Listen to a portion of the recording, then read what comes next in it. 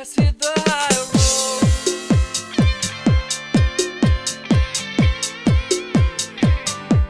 Let's hit the high road.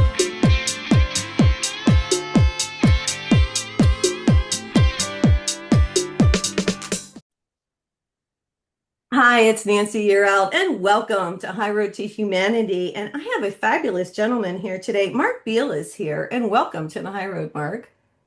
Thanks. Great to be here. It's great to have you. You guys, we're going to talk about past lives. We're going to talk about reincarnation, and he's a hypnotherapist, right? And I've had a lot of people on my show, like I was telling Mark before we got on, that have done past life regressions. But what's really cool about Mark and his new book, Past Life Awakening, you guys, is that he has people, he takes them back, and he brings in the spirit guides. And we're going to talk to him about the angels because you guys know I'm an angel communicator. So I'm going to ask him all about that. So I have lots of questions for him today. So I hope you guys will tune in and share this show with all your friends. I want to mention Guide to Angel Communication is available if anybody wants to pick it up and learn how to communicate with your guardian angel.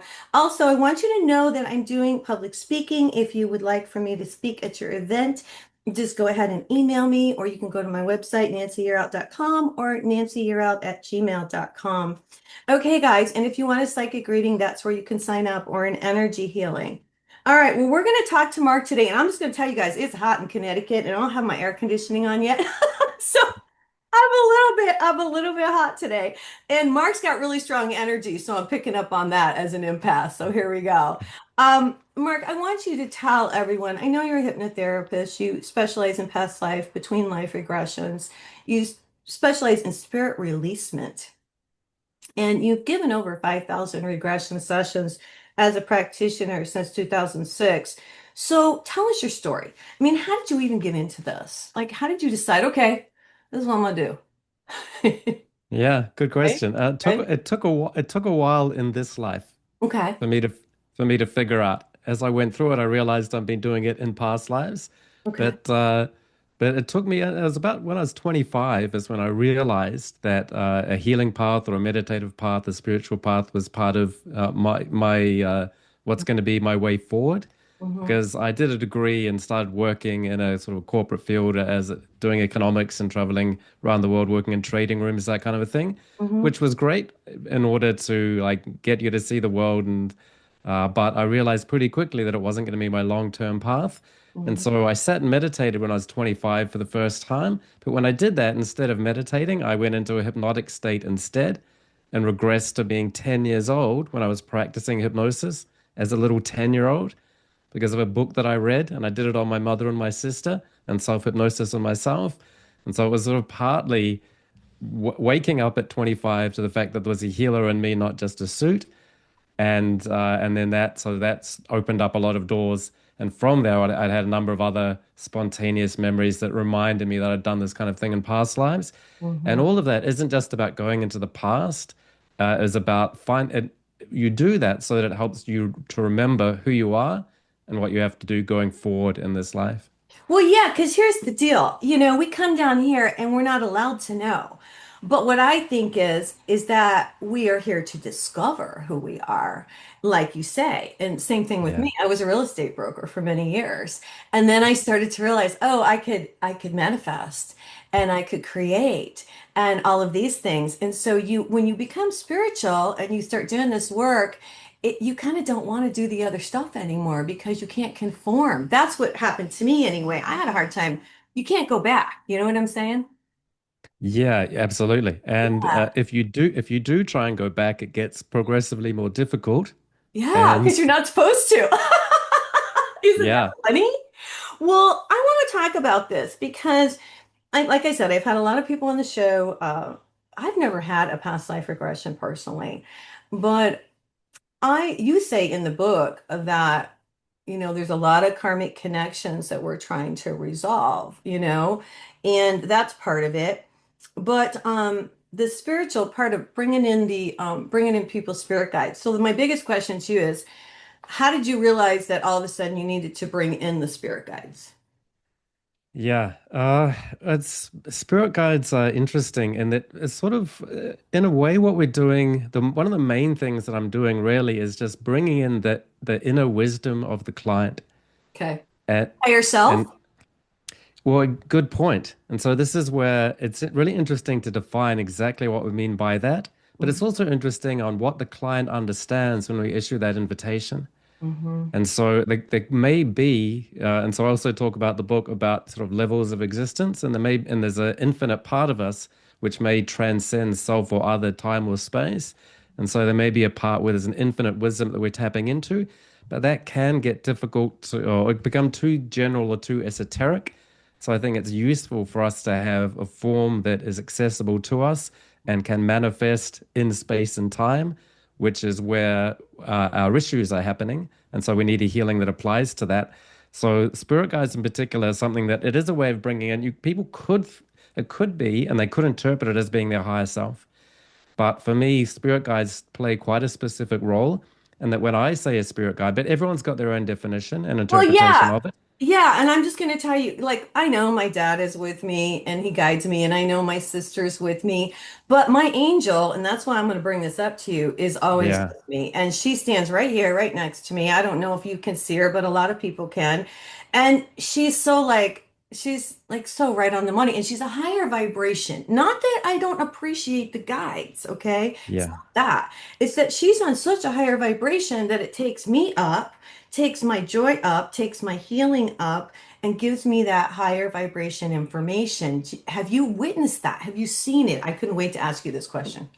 Yeah, no, please do jump in. And so, yeah, absolutely. And it's a really good distinction. I think there's a big difference between a guiding spirit and your spirit guide. Yep. Big difference. And so there can be a lot of guiding spirits that come in for certain reasons at certain times. They may be people that you've known before. Right? They may be spiritual energies that are part of your soul group that haven't reincarnated with you in this life, Yeah. but can be around you and as part of a team. But when I say spirit guide in the book, what I mean particularly is an energy, a spiritual energy that probably hasn't been incarnated in a body for quite a while, that is at an elevated level of wisdom Hmm. and fulfills a specific role, which is in the work that I do, they're mainly there as you're dying. They help you leave the body, review the life that you've had, and look at your life purpose and preview and help you choose the lives that you're going to be in. And so, and oftentimes, while you're there in life, they often sit quite in the background for most people. But they can jump in at certain points and be helpful. But it's particularly even in the between lives point or in the and when you're moving from one life to another, they really come to the forefront. And so does that make sense to you? Is that something Well, you'd say? Do you let have me another tell you, guy? you still haven't talked Yeah, about the angels. And the reason I wrote this book, I got to tell you this, and the audience knows yeah, it, is because I learned to connect to God, to spirit, to source, whatever you say. I learned to connect to the earth energies. I teach everybody else because I feel it's so important that we yeah, connect.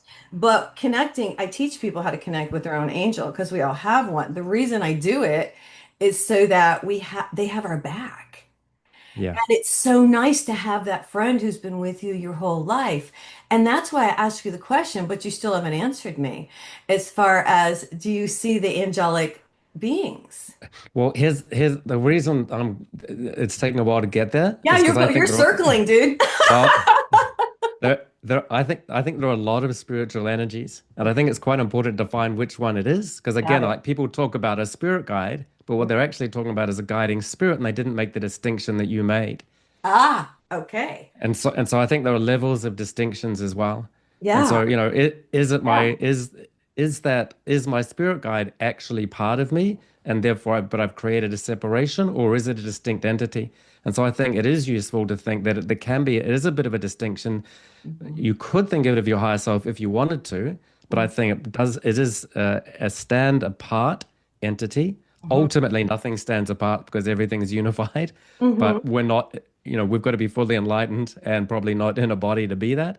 Mhm. But absolutely, is there, in terms of angels, another thing that does specifically come up in terms of, and this is often people will say their spirit guide is Archangel Michael. Mhm.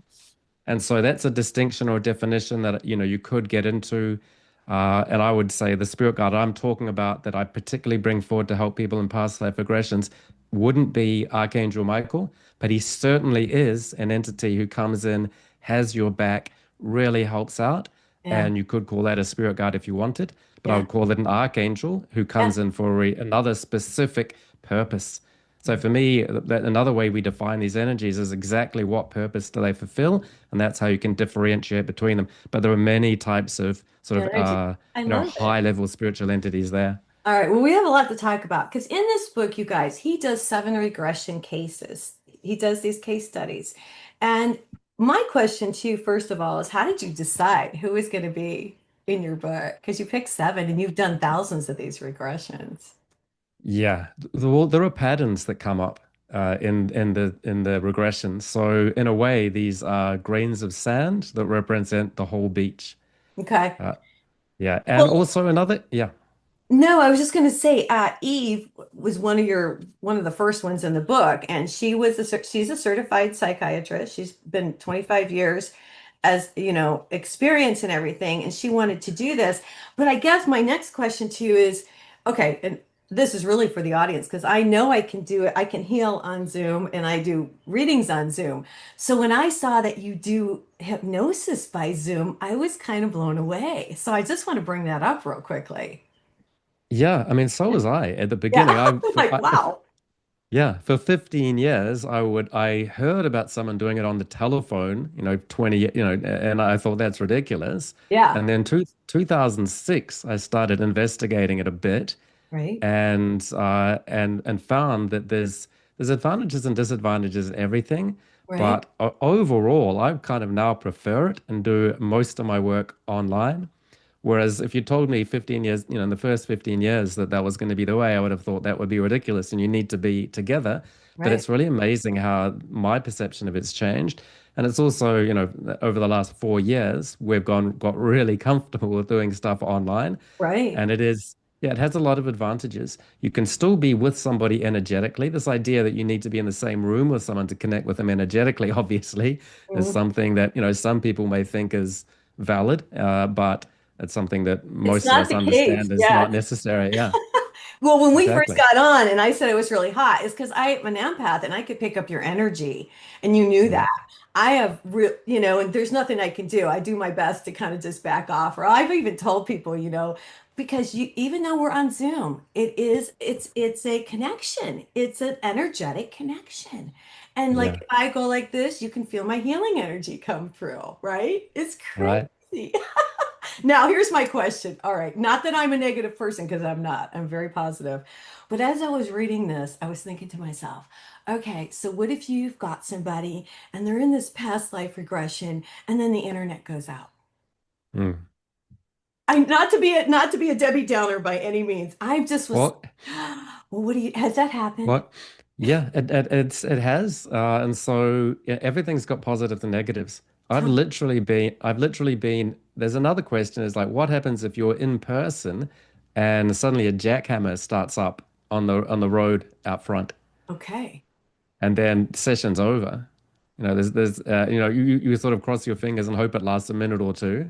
Hmm. But if it doesn't, well, then you have to bring them up, and that's it.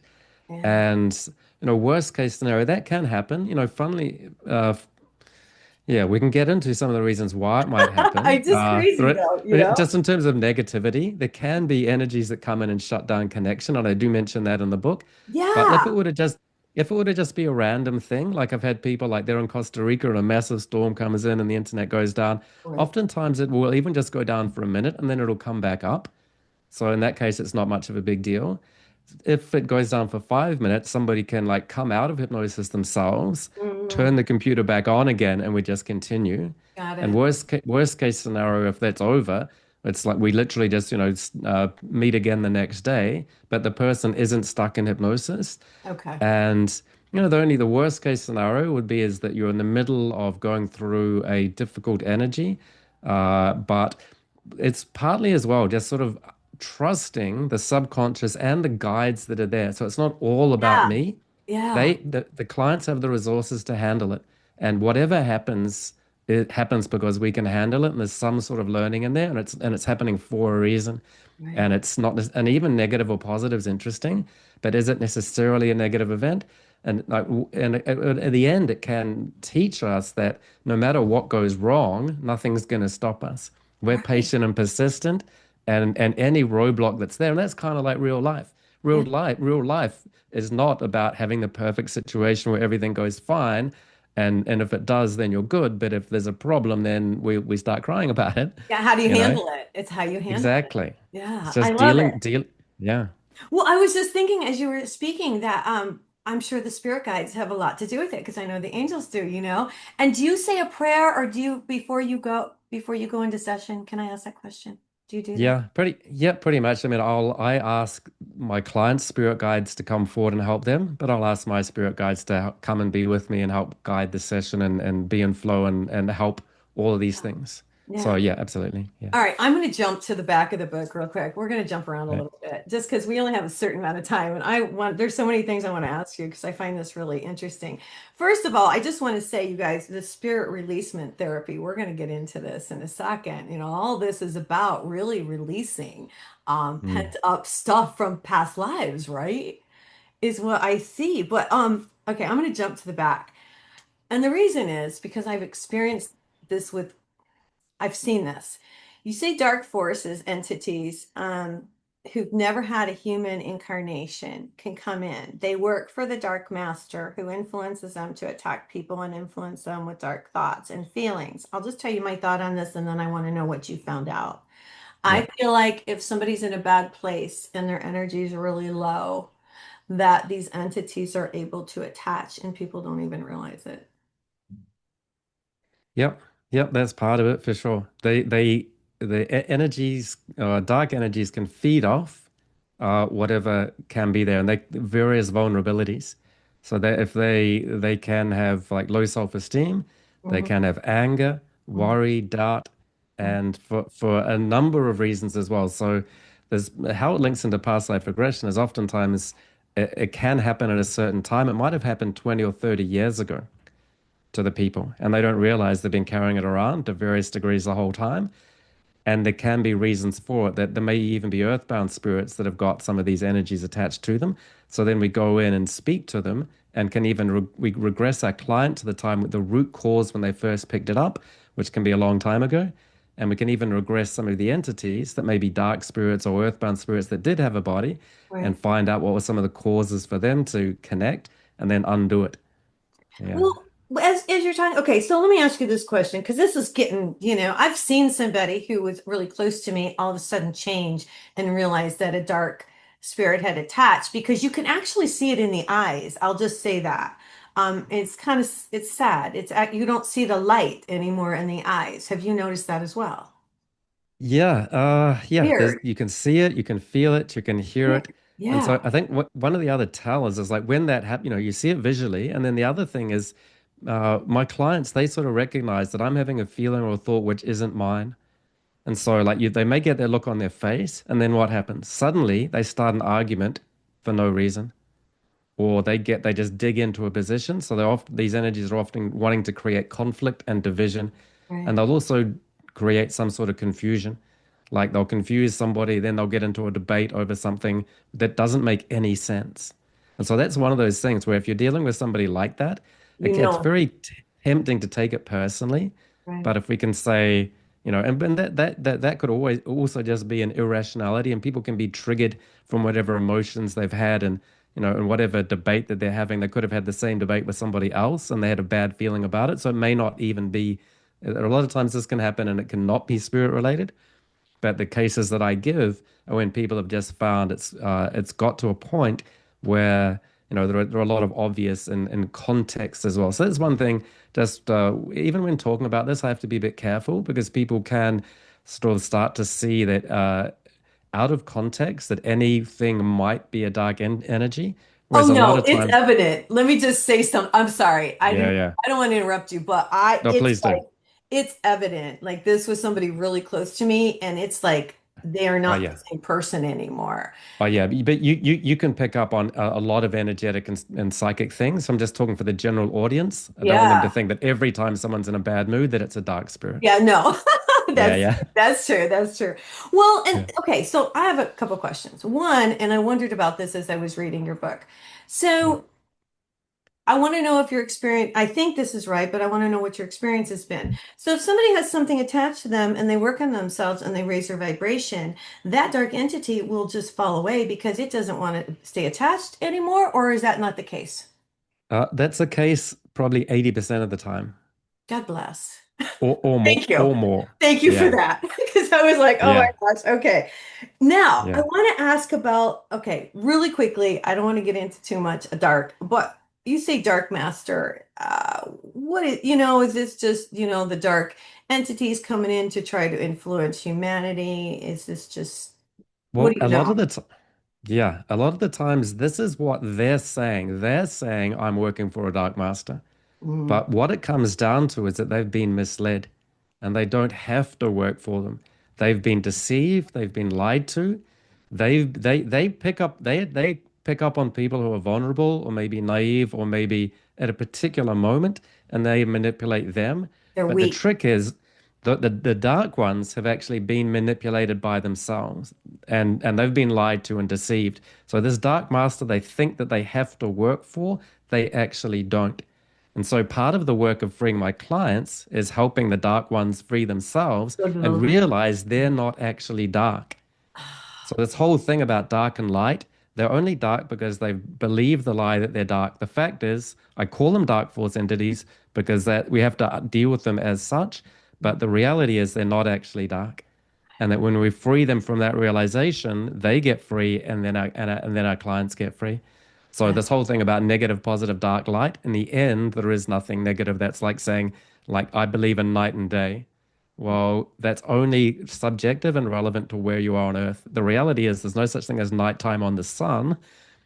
Therefore, and that's that, and therefore there's no real dark master, no real evil in that way. There's only an absence of light that's impermanent and subjective, but the ultimate reality is infinite light. So nothing, you know. No, no, you're fine. Thank you for explaining that. Do you, as you, so are these people who have passed and they just don't want to move on and they're in the in between? Well, this is where we have to distinguish about different types of entities as well. So, dark force entities haven't had a human body, and therefore they haven't passed and they're not lost. Okay. They, So, so but is that the case? Have you run across? Well, Okay, so let oh, me just ask that absolutely, question. yeah. And so Yeah. what we're doing, I'm just to make the point that we're Okay. switching from one topic to another one. And so Okay. I Right. was talking about dark force entities, but Right. now we're moving on to earthbound spirits. Right. And So so are, abs yeah, and so in the book, like there are different ways of dealing with those two different entities. But that's again, like people will say, like I've got an entity attached to me, and by that they sort of mean like a negative.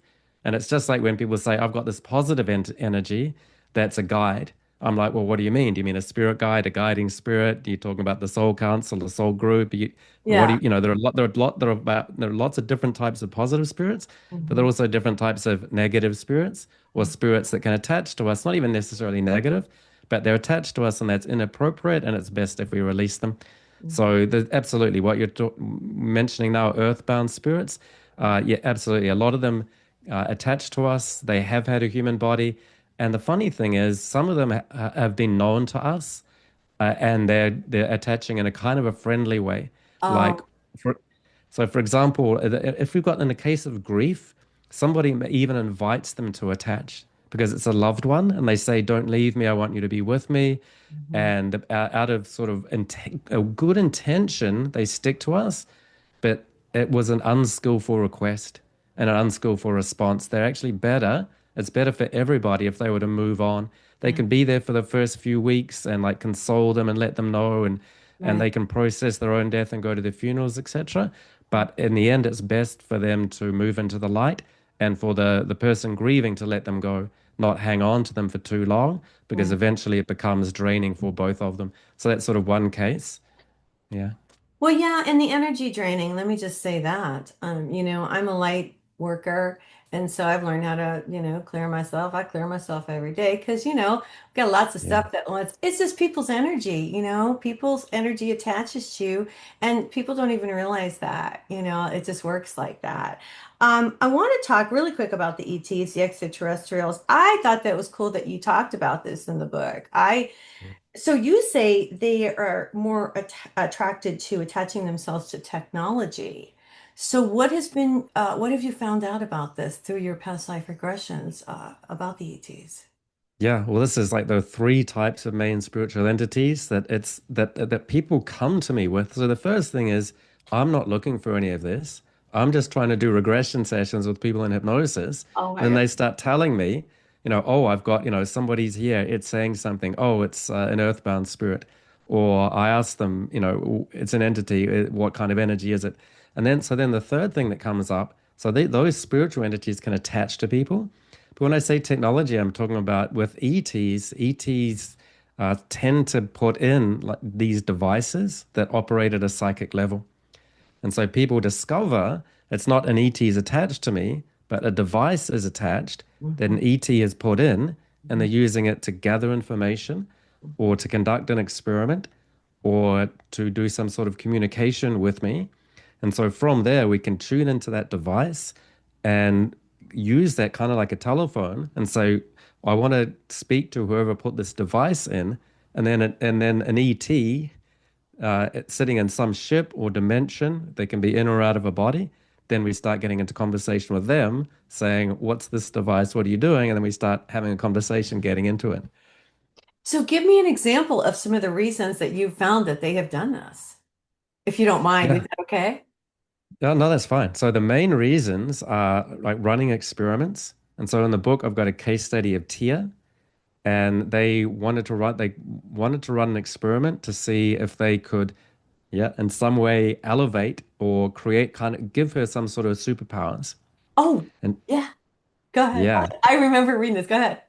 yeah, yeah. And so she actually was interested in ETs. She was doing channeling, and she was a hypnotherapist, and she had at some point made an invitation to some higher being or a being, and she'd actually even people can even have a past life. So part of this as well, even with negative or positive, sometimes a lot of times we'll find ET past lives or connections to ETs, or people will channel ETs and that will be positive or helpful. But the cases that I'm talking about, I'm biased as a therapist. People just come to me when that starts to become a problem. So maybe you have a guest over and you have a great time with your guest and everything's fine and they leave at the appropriate time. So there's no problem.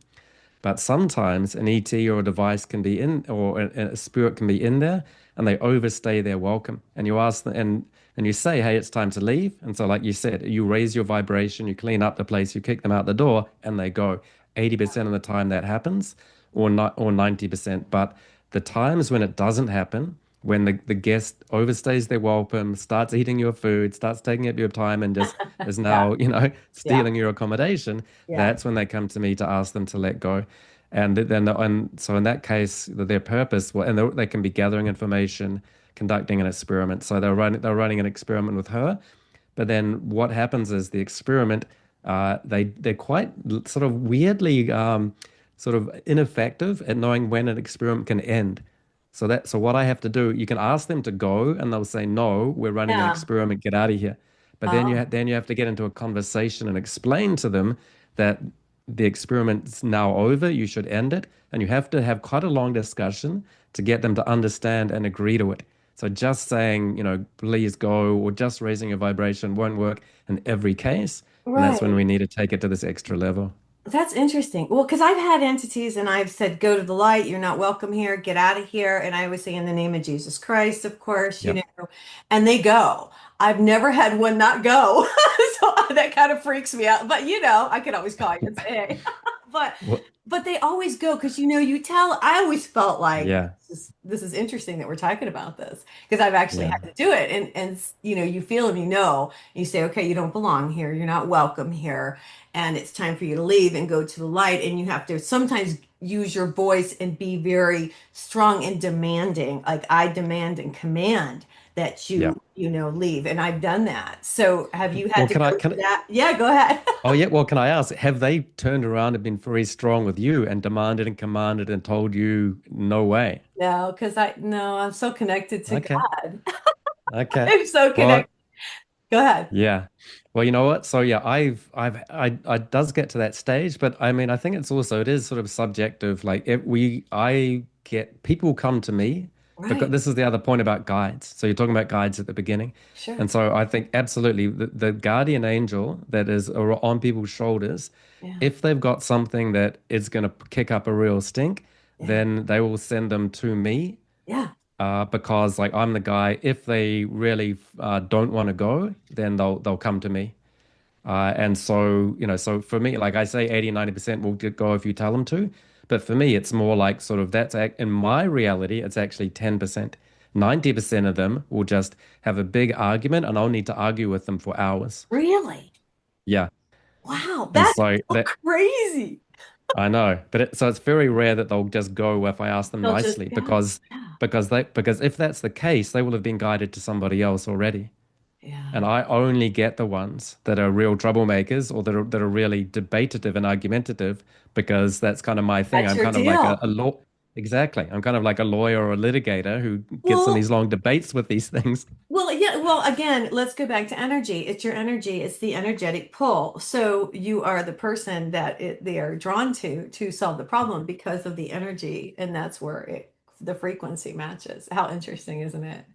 It is Yeah. really amazing. It just Yeah. works so I consistently that love people get it. guided to.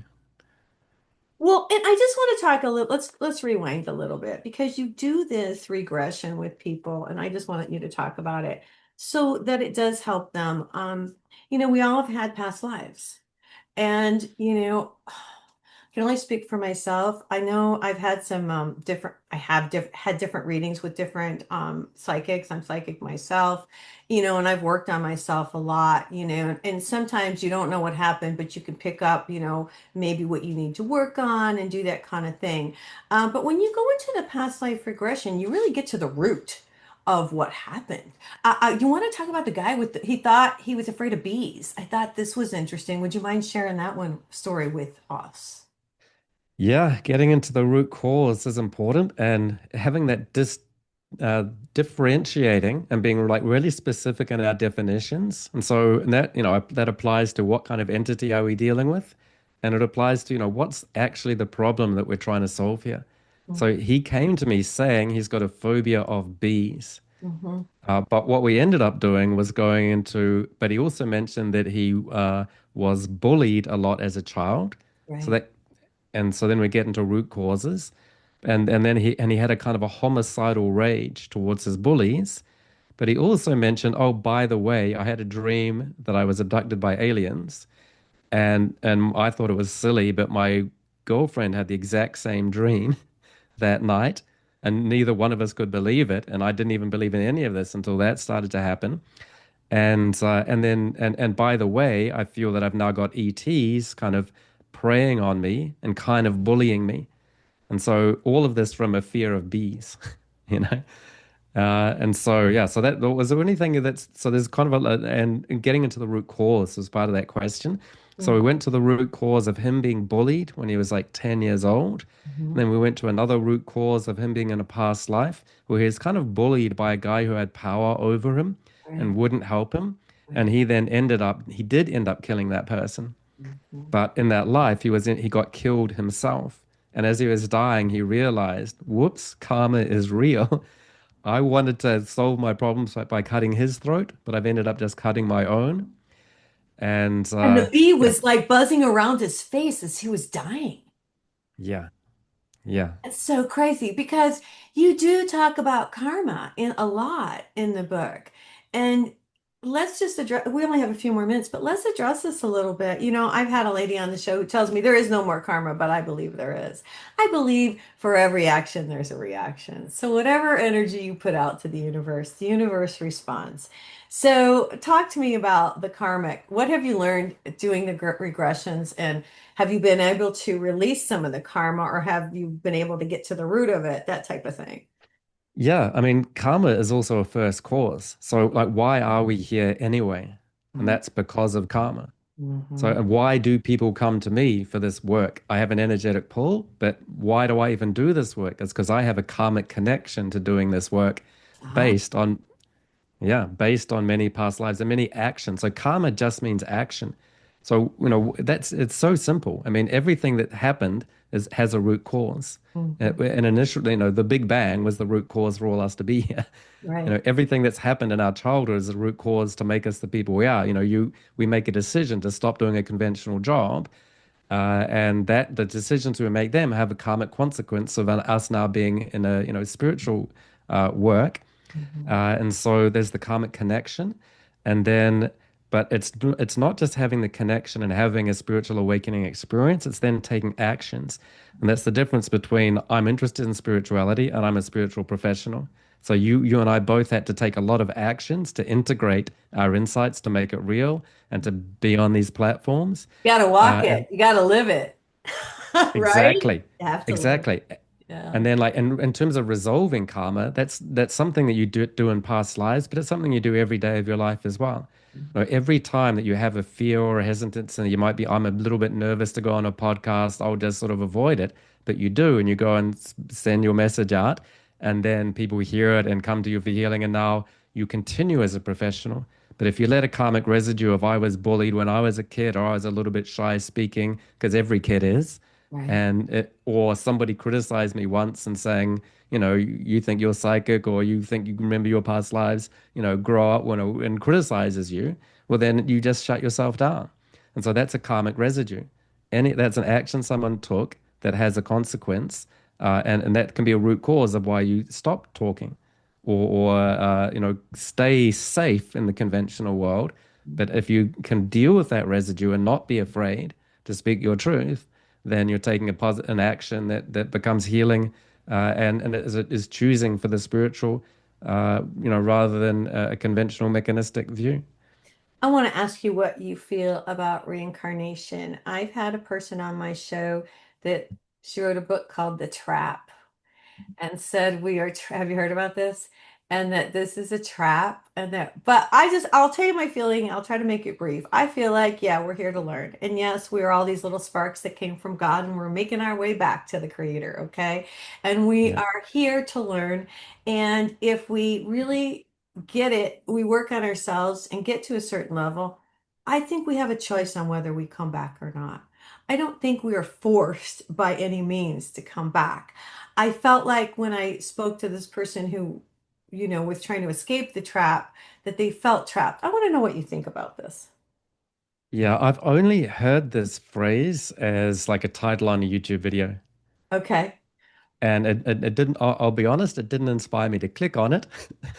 So Well, I that's read my the first. book and it was like, it was almost like, um, yeah, I think it's a frame of mind. I'll just say this. I think it's your frame of Yeah. mind. I think it's what you believe. I believe there is a higher, dimension. I believe that we are these, energetic souls and that we have a choice when we leave this body on what we want to do.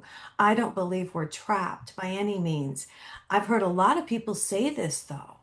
I mean, it's probably not the first time you've heard Uh, it. What did you Well, find Go ahead. I'm You sorry.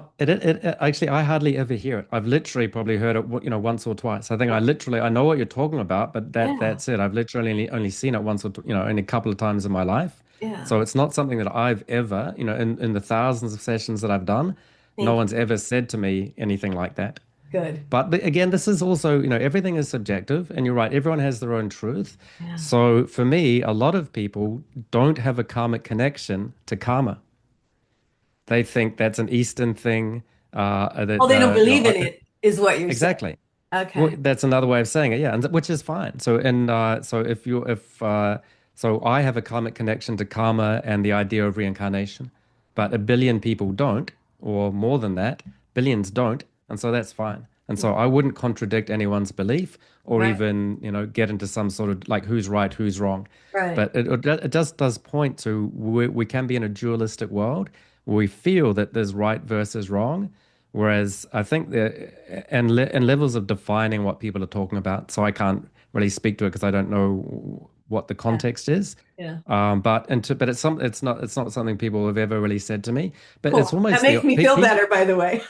yeah. Just so you Well, know. I tell you, I think one thing I do hear more commonly is that people say, I think this is my last life, or I really don't want to be born again.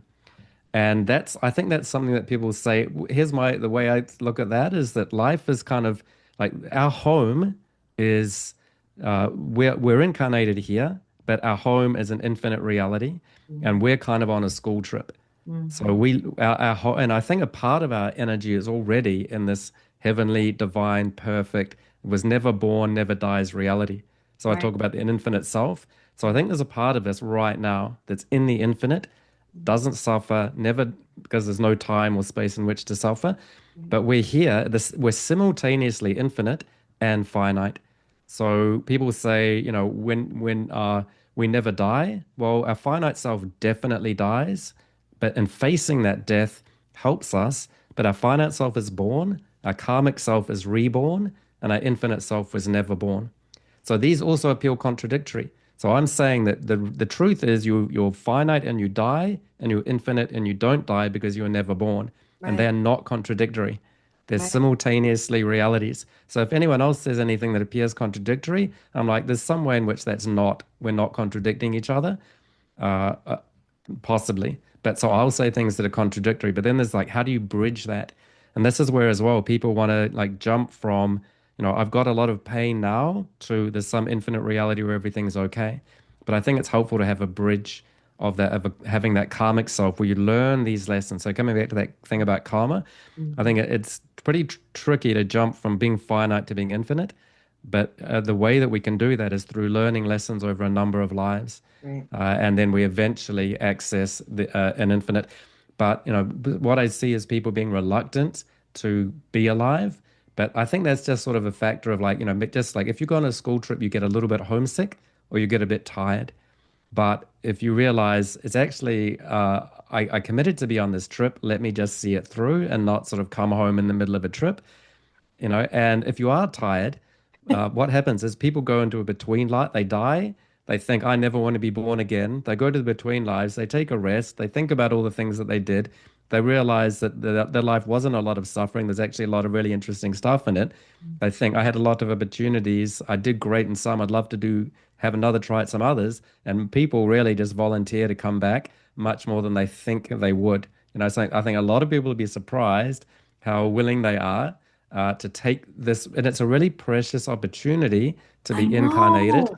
and Yes. to learn. So the Yeah. idea that you would even want to avoid that is sort to me, I think what I see is that when people are in wise states of consciousness, they're not trying to get out of things. They're trying to get into it so that they can learn more and more and take the opportunity they've got rather than look a gift horse in the face. Right. I just want to ask you something, and I feel this, and I've heard this so many times.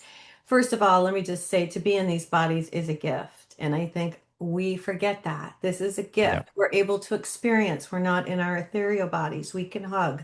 We can have a cup of coffee, all those things that we can't do in our ethereal bodies. So Oh that's, yeah. it's so important that but I also have heard talked to so many people who said there's a line of people who want to come down here. Have you heard that in your regressions, that there's so many people who just want to come down here and experience? I haven't heard about this Q idea. But Ah. I do, but it would make sense to me. I can understand why people would say that. Hmm. But yeah, absolutely. What I get is this sense of that this is a really precious opportunity and that people choose and really want to come Yeah. and are glad that they did. And so I see almost nobody saying, I don't want to be reincarnated. And, I mean, it's just sort of funny when people say, I don't want to come back or this I'll is be my your last first. I life. don't want to come back. Yeah. I really don't. Oh my God, Yeah. I really don't. Well, I'm like, okay, I've had hey, enough. what do you think? Would you want to come back in a way as a disincarnate guide to people? So Uh, not into a body, but as another spiritual yes, form of yes, I energy. would come as a spirit guide, or Yeah. I'd like to go to Venus and hang out there for a while. Yeah, well, exactly. I And mean, so, there's so that, different things, that I think that I'd like to do. But yeah, I just don't want to. Yeah, I've done well, it. that's a great answer. And I think that so when people say I don't want to come back, I think they need again like be really specific about what you mean, which is I don't necessarily want to come back as a human being on Earth, Right, but there right. are so many other possibilities. You could easily come back as a disincarnate wise energy that Mhm. helps Earthlings. You can go to other planets, and I see that all the time. Yeah, I love You it. can go, yeah, like people go to water planets where there's sort of etheric dolphins and a whole Wouldn't that it's be or cool? planet. Exactly. See, those are the And, things. I'm like, okay, I've had enough of this. I want to yeah, go try other things. Mark, yeah. Beale, it's been a pleasure. I have to say, we've been on for a while. I could talk to you for another hour. So you guys have to pick up his book. It's Past Life Awakening, Seven Regression Case Studies Illustrate Seven Spiritual Laws. It's by Mark Beale. His last name is Beale, you guys, and you have to just check this out. Mark, it's been a pleasure. Is there anything you want to leave us with today? No, it's just been great to be with you. So absolutely, yeah, embrace this precious opportunity that you have, Yeah, it's been a and through pleasure. all the ups and downs, you know. Yeah, and there's lots of ups and downs. Hey guys, Yeah. I just want to thank everybody for watching The High Road. Hey, I'm bringing advertisers on. So if you're interested in advertising, it's first come, first serve. Let me know. You can email me, nancyyearout@gmail.com. I hope everybody has a fabulous week and God bless.